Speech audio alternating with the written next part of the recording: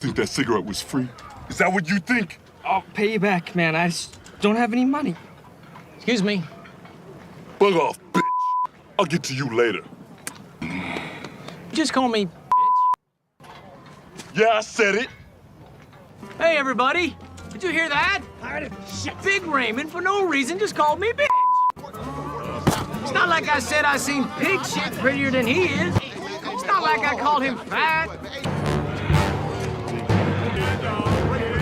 Which it does.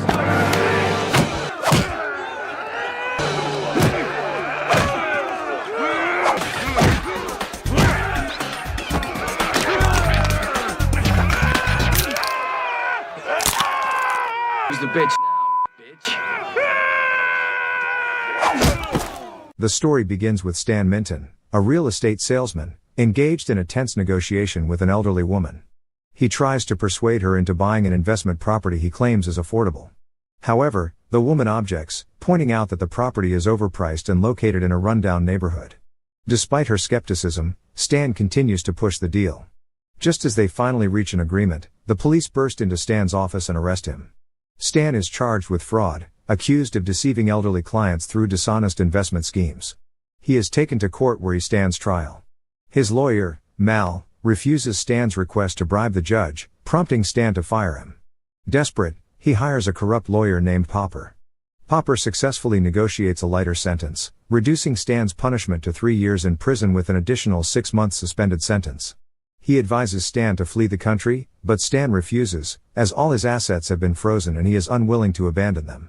Meanwhile, Stan's wife, Mindy, encourages him to start a family. Stan rejects the idea, believing that having children would be too troublesome. Hurt by his indifference, Mindy decides to leave him. Overwhelmed by his crumbling life, Stan visits a bar and pays a former inmate to talk about life behind bars. The man describes prison as a brutal environment filled with harassment and violence, often ignored by the guards. Determined to avoid becoming a victim, Stan begins preparing for prison. He attempts to bulk up using steroid injections, but his efforts yield little success. He joins a local karate dojo to learn self-defense but becomes frustrated with the monotonous training. In a moment of irritation, he challenges a student to a fight and is quickly overpowered. Embarrassed and angry, Stan retaliates and beats the student badly, resulting in his expulsion from the dojo. You can forget about your refund. Is that all you got?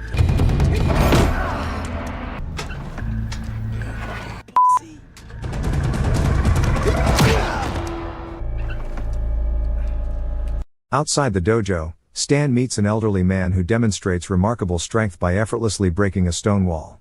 Impressed, Stan asks the man to train him in martial arts, promising to pay him once he regains his money. The old man agrees, and Stan invites him to live in his home. He introduces him to Mindy as his master.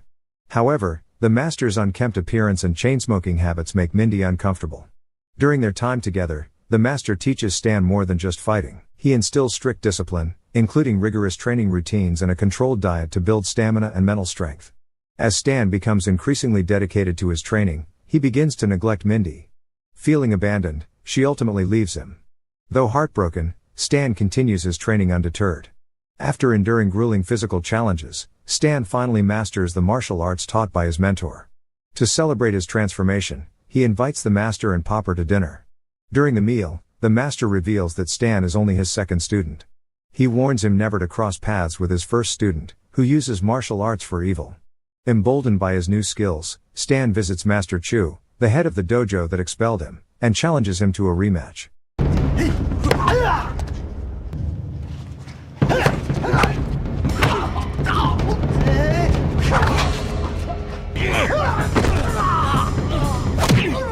This time, Stan dominates the fight and defeats Master Chu, proving how far he has come.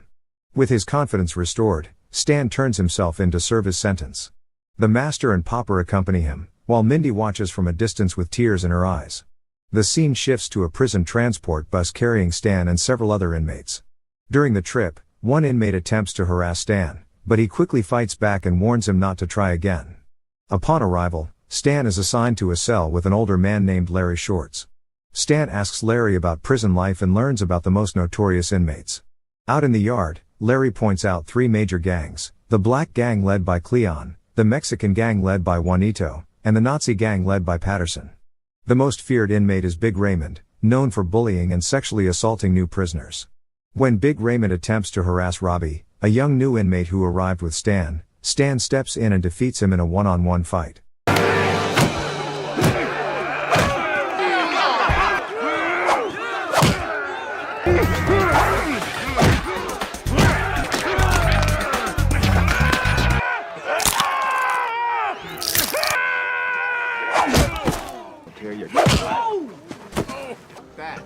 Get him!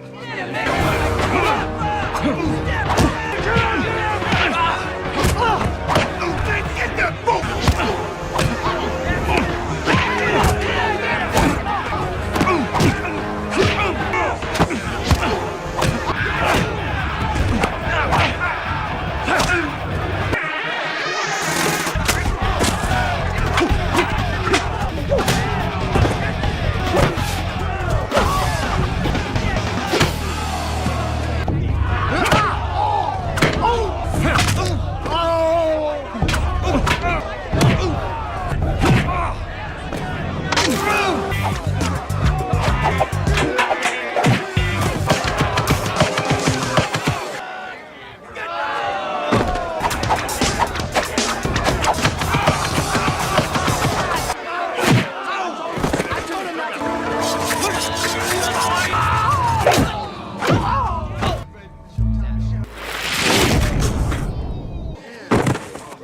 If you want to fight me, you're gonna have to fight me.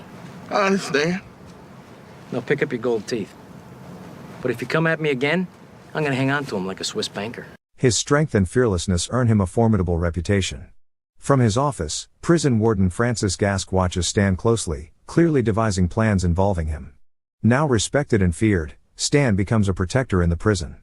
Robbie approaches him with gratitude for saving him. Stan, anticipating further conflict, begins crafting improvised weapons for defense. Eventually, he's summoned to Warden Gask's office, where the warden offers him cigars and whiskey.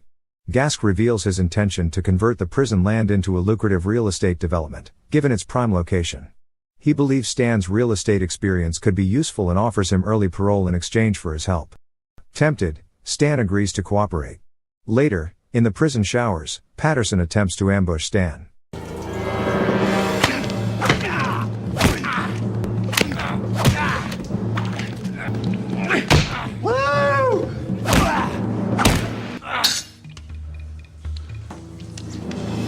Look what I made. With 3 bars of soap and a shoelace.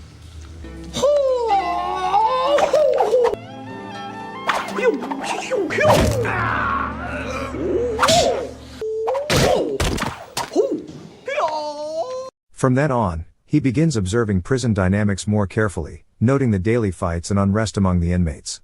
While reviewing real estate paperwork in Gask's office, Stan meets Dang, Gask's partner in the land deal. From a tattoo, Stan realizes that Dang is part of the mafia. He confronts Gask, pointing out that the contract favors Dang and that the deal is unfair. Dang sees Stan as a threat to his profits and marks him for retaliation. Stan later calls Popper to ask whether Mindy has filed for divorce. Popper informs him that she hasn't. Not long after, Popper is assaulted by Dang's men for helping Stan. Meanwhile, Stan, longing for Mindy, sends her a letter. She has returned home and is now living with the master. Months pass, and Stan becomes more integrated into prison life. Recognized as a leader, he decides to bring positive change to the prison. He gathers the inmates, confiscates items used for violence, and encourages them to engage in productive and communal activities. He bans bullying and even helps Big Raymond find companionship, hoping it will curb his aggressive behavior. During a meal in the cafeteria, Robbie and his friends approach Stan and ask to join his group, inspired by his message of unity. Soon, many other inmates follow suit. Meanwhile, Larry hands Stan a reply letter from Mindy, stating her desire to visit him. As Stan's influence grows, the prison becomes a more peaceful place. Fighting ceases, and inmates begin to bond. Eventually, Stan reunites with Mindy, and the two reconcile. However, the improved atmosphere worries Warden Gask, who summons Stan. Gask reveals his plan to incite a massive prison riot that would force the prison board to order a mass execution of inmates. This chaos would make way for Gask to proceed with his real estate project. But Stan's efforts have disrupted the plan. Gask threatens Stan, telling him to reignite the violence or risk being killed by Dang. After careful thought, Stan reluctantly agrees to follow Gask's orders. Knowing the prison board will soon arrive for inspection, he warns Larry to stay in his cell for safety. But Larry, sensing something is wrong, alerts the other inmates and they secretly organize a plan. On inspection day, guards prepare for chaos, unaware of the inmates' true intentions. Stan, meanwhile, is being processed for early parole.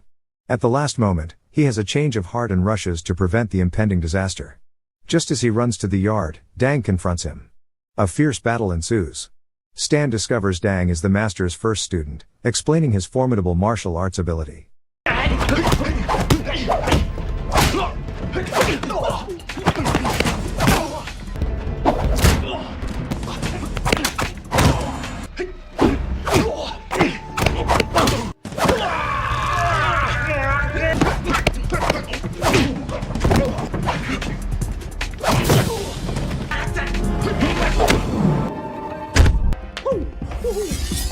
I celebrated too early.